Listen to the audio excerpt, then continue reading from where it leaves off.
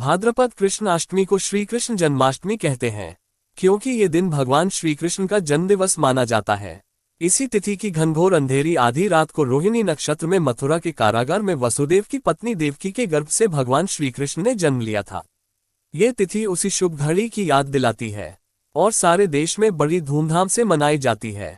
जन्माष्टमी के दिन भगवान श्री कृष्ण की जन्म संबंधी कथा भी सुनते सुनाते हैं, जो इस प्रकार है। द्वापर युग में भोजवंशी राजा उग्रसेन मथुरा में राज्य करता था।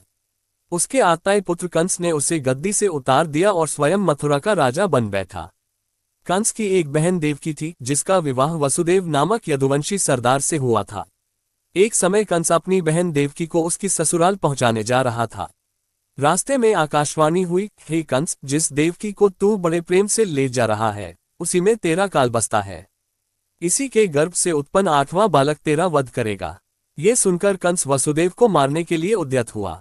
तब देवकी ने उससे विनयपूर्वक कहा, मेरे गर्भ से जो संतान होगी उसे मैं तुम्हारे सामने ला दूंगी। बहनोई को मारने से क्या लाभ है। कंस ने देवकी की बात मान ली और मथुरा वापस चला आया। उसने वसुदेव और देवकी को कारागृह में डाल दिया। वसुदेव देवकी के एक एक करके 7 बच्चे हुए और 7 को जन्म लेते ही कंस ने मार डाला। अब 8वां बच्चा होने वाला था। कारागार में उन पर कड़े पहरे बैठा दिए गए। उसी समय नंद की पत्नी यशोदा को भी बच्चा होने वाला था। उन्होंने वसुदेव देवकी के दुखी जीवन को देख 8वें बच्चे की रक्षा का उपाय रचा। जिस समय वसुदेव देवकी को पुत्र पैदा हुआ, उसी समय संयोग से यशोदा के गर्भ से एक कन्या का जन्म हुआ, जो और कुछ नहीं सिर्फ माया थी। जिस कोठरी में देवकी वसुदेव कैद थे, उसमें अचानक प्रकाश हुआ और उनके सामने शंख, चक्र, गदा, पद्म धारण किए चतुर्भुज भगवान प्रकट हुए।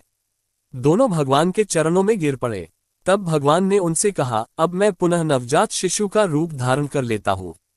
तुम मुझे इसी समय अपने मित्र नंद जी के घर वृंदावन में भेज आओ और उनके यहाँ जो कन्या जन्मी है उसे लाकर कंस के हवाले कर दो।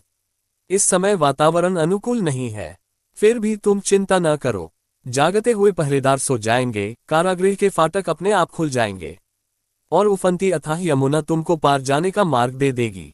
उसी समय वसुदेव नवजात शिशु रूप श्रीकृष्ण को सूप में रखकर कारागृह से निकल पड़े और अथाह यमुना को पार कर नंद जी के घर पहुंचे। वहां उन्होंने नवजात शिशु को यशोदा के साथ सुला दिया और कन्या को लेकर मथुरा आ गए। कारागृह के फाटक पूर्ववत बंद हो गए। अब कंस को सूचना मिली कि वसुदेव देवकी को बच्चा पैदा हुआ है।